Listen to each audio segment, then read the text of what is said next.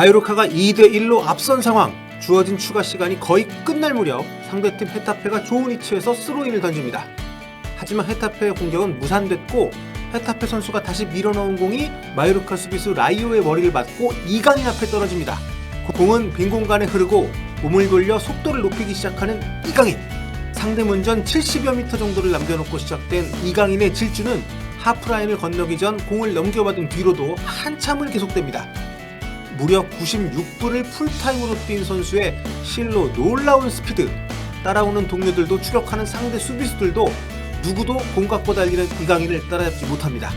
그리고 마침내 박스 안에 도달한 이강인, 골문과 골키퍼 위치를 확인하며 잠시 조준! 그리고 이강인의 왼발을 떠난 공은 골키퍼의 머리 위를 넘어 헤타페 골망을 출렁입니다. 마요르카의 대역전승을 마무리하는 버저비터! 그리고 이날 이미 동점골을 넣었던 이강인이 자신의 프로 통산 첫 번째 멀티골을 기록하는 순간입니다. 손흥민 선수의 번미전 골이 떠올랐던 것은 저뿐입니까? 96분을 뛰었고 70여 미터를 내달렸지만 저렇게 강력하고 정확한 슈팅을 날릴 수 있는 이강인 선수 점점 나날이 발전하고 있는 게 진짜 느껴지고요. 그래서 바로 내일 다음 경기 정말 계속 더욱 기대가 되는 선수가 아닌가 싶습니다. 안녕하세요, 볼리티비 성욱입니다. 물오른 이강인 선수의 기세가 놀랍습니다. 올여름 마요르카를 떠날 것이 거의 확실시 되고 있는 이강인 선수. 이제 행선지가 어디냐 벌써부터 말이 많은데 라리가에 남아서 아틀레티코에 갈 거다. 그래서 한국 내한 경기도 올 거다. 아니면 러브콜 쏟아지는 프리미어리그로 가야 된다. 많은 얘기들이 오가고 있지만 이 얘기는 좀 뒤에 더 해보기로 하고요. 오늘 경기 리뷰를 먼저 해보겠습니다. 와, 어젯밤에 진짜 토트넘이 부정적인 측면에서 역대급 경기를 했잖아요. 정말 뉴캐슬의 굴욕이라는 말을 붙이고 싶을 만큼 어마어마한 경기를 했는데 그 몇 시간 뒤에 이강인 선수 자신의 커리어 최고의 역대급, 긍정적인 의미에서 역대급 경기를 해버렸습니다. 지난주 셀타비고전에서 공격 포인트 하나도 없이 최고 평점을 받았던 정말 대단한 선수 아니겠습니까? 나아가 라리가 베스트 팀, 더 나아가 아예 유럽 5대 리그 베스트 팀에 선정이 됐었던 이강인 선수란 말이에요. 근데 이번에는 팀의 완승을 견인하는 멀티골을 터뜨리면서 경기 종료 직후 현지 중계방송을 통해서 이렇게 공식 경기 MVP에도 선정이 되는 게 전 세계에 보도가 됐습니다. 그리고 마요르카 구단 공식 SNS에서는 이강인 선수가 쐐기골을 넣자마자 이런 글이 올라오기도 했어요. 예, 왕이 납셨다. 네. 그리고 라리가 공식 트위터에도 보면 이강인 선수를 칭송하는 그런 또 이미지가 올라오는데 얼마 전에 마요르카 담당 기자가 현지 라디오에 나와가지고 이런 얘기를 했었습니다. 여러분 남은 9경기 동안 이강인의 활약을 마음껏 즐기세요. 그러니까 사실상 이강인 선수가 올여름에 마요르카를 떠난다는 거를 좀 공식적으로 좀 발표하는 것처럼 얘기를 좀 한 거 아니겠습니까? 남은 경기 이게 여러분들이 마요르카의 이강인을 즐길 수 있는 마지막 기회입니다. 네, 그거 알고 보세요. 이런 뉘앙스인데. 근데 정말 그 남은 경기를 즐기시라는 이런 의미의 얘기가 요즘처럼 매 경기 확 와닿는 데도 없었던 것 같습니다. 무슨 말이냐면 저런 표현이 나중에 빅스타가 될 사람을 두고 해야 어울리는 얘기 아닙니까? 그러니까 나중에 어디 가서 더 대단한 선수가 되어 있는 거를 보면서 아, 저런 선수가 여기서 뛰었었고 우리가 저 선수 마지막 경기 정말 그래가지고 너무 안타깝기도 하고 응원하기도 하고 이런 마음으로 봤다. 이렇게 얘기할 수 있는 그런 어떤 좀 예언과도 같은 의미를 담고 있는 그런 뜻이라고 볼 수 있지 않습니까? 과장된 해석이 아닌 게 이강인 선수 요즘 활약상을 보면 정말 확실하게 알 수 있습니다. 야, 정말 마요르카에서 계속 걸 보고 싶지만 더 큰 팀으로 간다고 하더라도 이걸 어떻게 막을 수가 없는. 예. 그리고 지난번에 공격 포인트 없이 베스트 팀에 들었다고 말씀드렸죠. 이번에는 그에 못지않은 경기가 골까지 얹었으니까 그것도 팀이 뒤져있던 상황에 터뜨린 동점골에 아슬아슬한 리드를 완전히 그냥 쐐기를 박아버리는 그런 추가 시간 골. 그러니까 2골. 예. 게다가 추가 시간에 나온 요 쐐기골은요. 상대가 깊은 곳에서 스로인으로 제기한 세피스가 무산된 뒤에 곧바로 카운터어택을 통해서 만들어진 골이었는데 이게 동점골도 물론 중요하고 또 의미 있는 골이긴 합니다만 저는 이 추가 시간에 넣은 이 골이 이강인 선수의 강점, 또 현재 이강인 선수의 어떤 위용을 압축적으로 보여주고 있는 명장면이라고 생각합니다. 저는 요 골 장면이 아마 이강인 선수의 몸값을 이 스카우트 시장에서 지금 훨씬 끌어올리는, 그리고 약간 망설이고 있던 팀에게도 확신을 줄 수 있는 명장면이라고 생각합니다. 왜냐하면 한마디로 이강인 선수가 그동안 단련해서 강화시켜온 피지컬의 발전상을 잘 보여주고 있고, 그러니까 90분을 더 뛰고도 남아있는 체력, 또 놀랍게 발전한 스피드, 뛰는 거 보셨죠?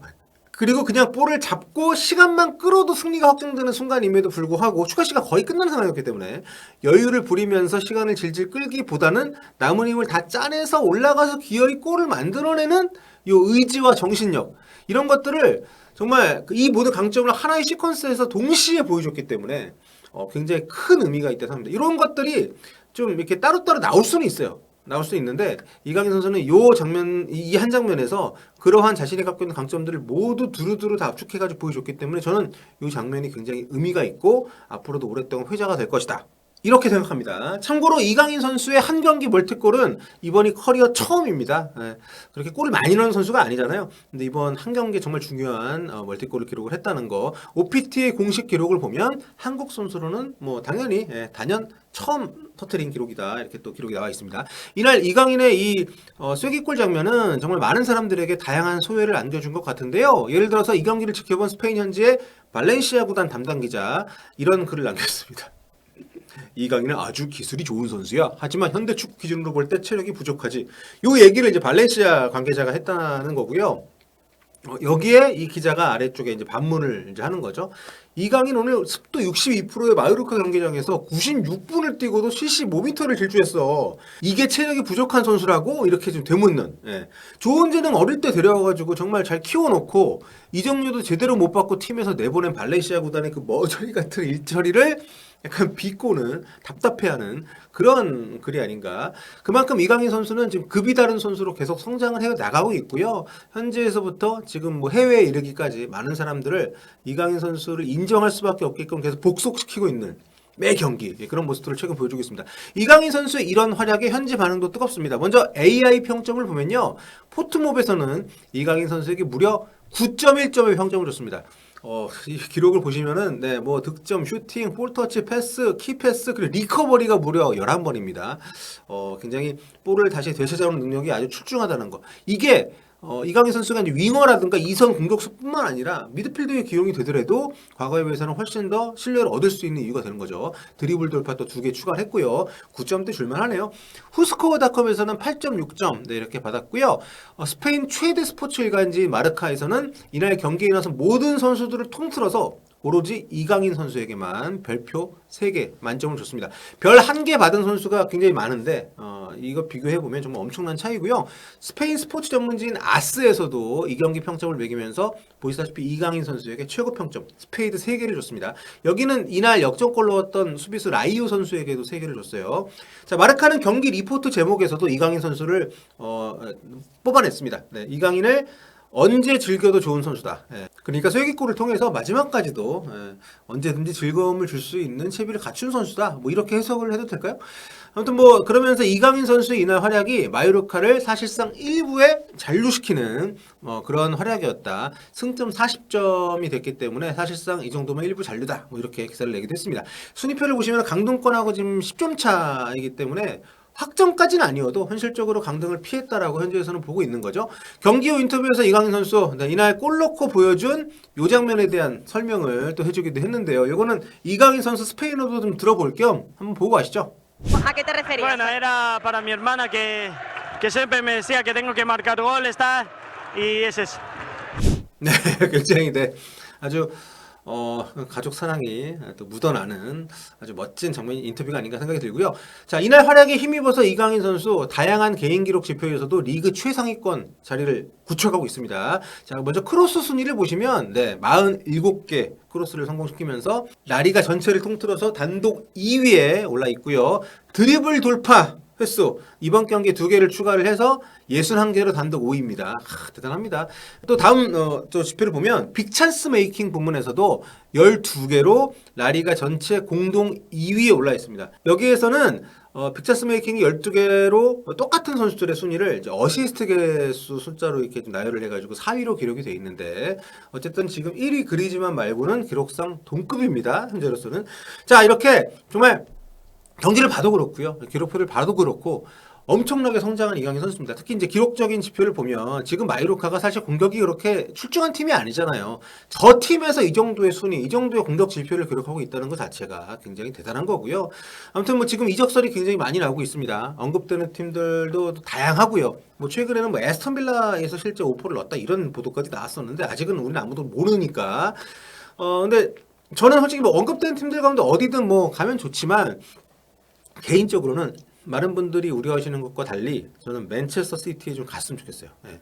과거에 페란 토레스가 발렌시아에서 이강인 선수 이제 선배일 때 페란 토레스가 갔었죠. 물론 지금은 떠났지만 제가 이제 맨시티를 갔으면 좋겠다 생각하는 이유는 몇 가지가 있는데 첫 번째로 가서 충분히 주전 경쟁력이 저는 있다고 봅니다. 뭐 피지컬, 스피드, 결정력 이제 많은 부분에서 급성장을 하고 있는 이강인 선수의 어떤 기량에 대한 기대가 개인적으로 있기 때문이고요. 뭐 당장 주전 확보가 쉽지 않을 수 있지만 어차피 과르디올라의 맨시티 같은 경우에는 뭐 많은 대회를 참가하기도 하거니와 로테이션을 제법 돌리는 팀이기 때문에 부상자들도 많이 나오는 팀이고 여기에서 충분히 저는 주전 경쟁력을 갖고 출전 시간을 늘려갈 수 있는 재능을 갖고 있다 생각합니다. 특유의 축구 지능, 놀라운 킥력, 그리고 무엇보다 남다른 멘탈을 갖고 있는 선수이기 때문에 새로운 곳, 또 경쟁이 더 치열한 곳에서 더 빛을 발할 거라 생각이 되고요. 그리고 뭐 스페인어 쓰는 사람이 또 많은 팀이니까 데도 많은 도움 받을 것 같고 그리고 만일 또 가게 된다면 과르디올라 감독이 어떻게든 쓸 생각을 갖고 오퍼하는 거 아니겠습니까?